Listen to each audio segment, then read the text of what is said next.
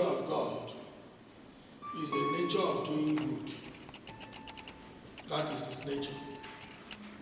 The nature of God is a nature of doing good. That is his nature. Jesus. The nature of God is a nature of doing good. Can we quickly go to the book of Acts? Acts chapter 10, verse 38. Acts chapter 10, verse 38. Nature of God is a nature of doing good. Doing good. Doing good. So whenever you see yourself doing good, you must know that the nature of God is in you. The Spirit is in you. It is not everybody that can do it. It takes the Spirit of God to lead you to do good. And that is why Paul was saying that there are times I want to do good, but I end up doing wrong. Why? Because there is a Spirit in you.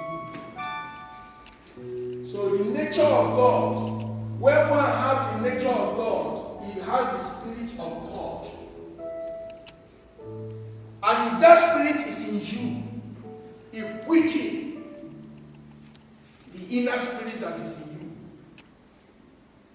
you. If the Spirit that raised Christ from the grave liveth in you, will give your mortal body life. So go to the book of Acts chapter 10. Let them read the Zulu for us. Verse 38.